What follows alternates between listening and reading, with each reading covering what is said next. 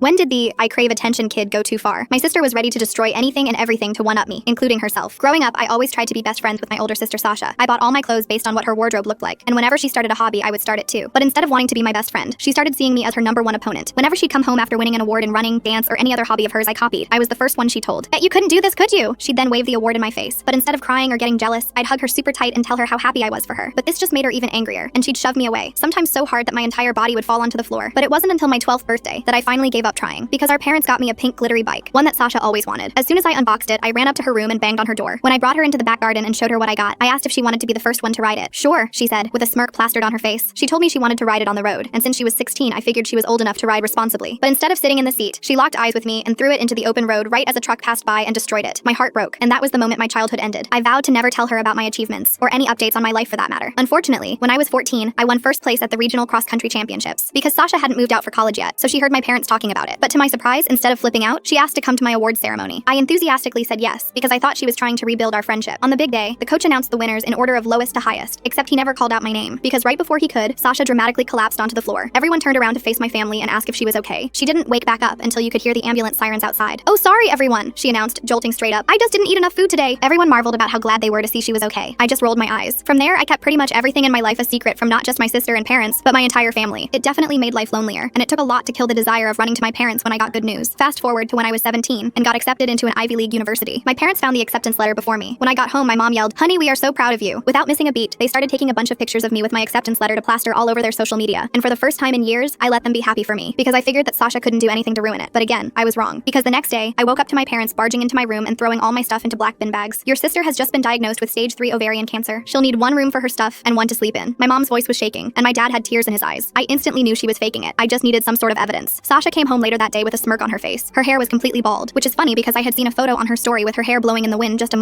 weeks back. Still, she lied down and slept, said the cancer was tiring her out. That night, I cooked her favorite meal, luring her into delusional security. After 2 weeks of me sleeping on the couch, Sasha hosted a party to commemorate her own bravery. She invited everyone we knew, including some girls from my class. Perfect. Halfway through, I tapped on my Fanta glass with a fork. "Sasha, make a speech. We're so proud of you." She immediately recited a speech that I had heard her practice dozens of times in the bathroom mirror. She was halfway through her fake tears when I walked up to her and hugged her, and just as I was about to pull away, I peeled off the bald cap. Her blonde hair unraveled down to her waist. Sasha screamed. My mom gasped so hard I thought her lungs were about to shrivel up. While everyone processed what was going on, I turned on the TV on full volume. There, I broadcasted a clip I had captured of Sasha practicing her speech in the mirror when she thought no one was looking. And instead of finally facing up to her lies, she stormed out of the house and drove away. I went upstairs to my room and let my parents deal with saying goodbye to all the guests. The next morning, I woke up to my mom slapping me across the face. "How could you have embarrassed Sasha like that while she's battling with cancer?" I stared at her blankly. "She told us those were hair extensions, you idiot." Full story on channel, link below.